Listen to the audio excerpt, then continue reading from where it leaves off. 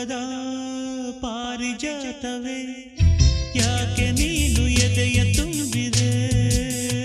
ನೀನು ಒಳಗಿರಲು ಮಲಗೋ ಮಾತಿಲ್ಲ ನೀನು ಒಳಗಿರಲು ಉಸಿರೇ ಬೇಕಿಲ್ಲ ನೀನು ಕನ್ನಡದ ಚಂದನದ ಕಂಪು ಕಸ್ತೂರಿ ಪ್ರೇಮ ಲೋಕದ ಪಾರಿಜಾತವೇ